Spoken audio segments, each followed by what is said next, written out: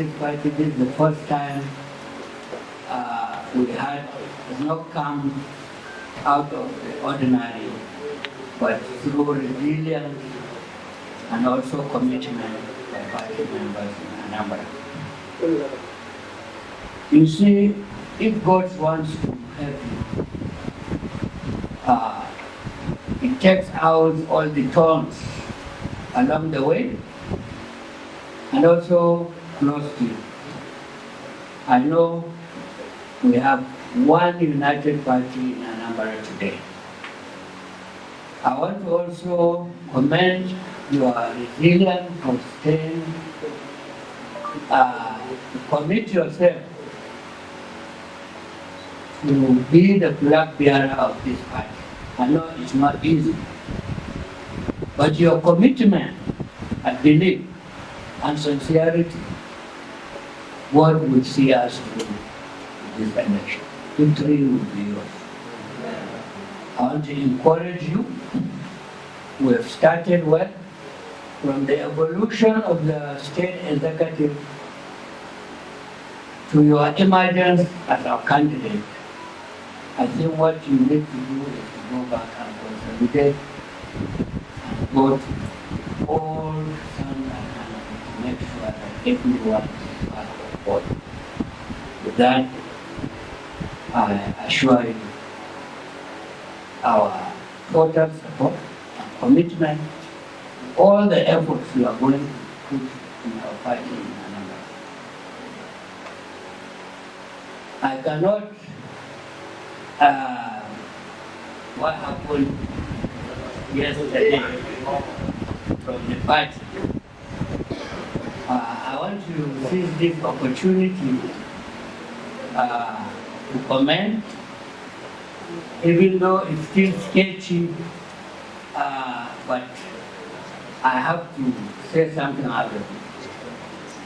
It's very sad and unfortunate, because to me, if there's any state that should think that way, not Delta, because the party is very magnanimous. I thank God that in their message, they didn't say that the party did anything wrong to them, other than good.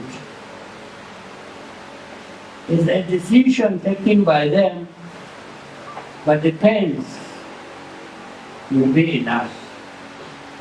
Not because of anything, but because we have given all responsible support that we are supposed to give to Delta State, from the emergence of the governor to his predecessor, who also doubled as our vice presidential candidate. I think we've done it all for them in Delta, and we least expected this action from them. All the same, this is a party that has seen more than that, but is still standing. And I want to use this opportunity to say we'll take over our structures immediately by setting up a caretaker. We are still taking stocks, and we will do that immediately. I also want to enjoin our members, both in Delta and the country in general. I want to remind us what happened in 2023. The DPTP can still make it. Simple. Obi has no governor, but he muzzled those votes that he muzzled. This election in 2027 is not about how many governors you have or how many leaders. It's Tinubu and Nigerians. And they will give him the result, I believe, before 12 o'clock. Because you can coerce,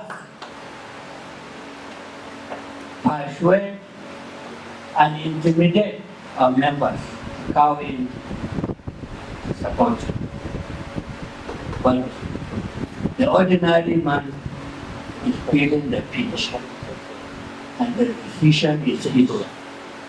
So I want to use this opportunity to tell Nigerians that it is their election. It's APC versus Nigerians.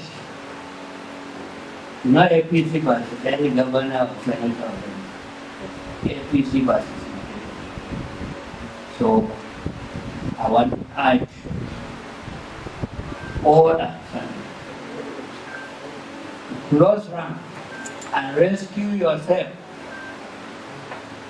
from this hardship that is inflicted on us by design, not any coincidence. Policies are meant for people. So you make policy and it's not given the result, not our change, but it's different here. So people should not be deterred. We experience a lot of challenges, but there is no challenge that is unsurmountable. I thank God we are all people of faith. We know that the limit, whatever one can do, other than what God has designed. You may have your own tactics, but you cannot outplay God.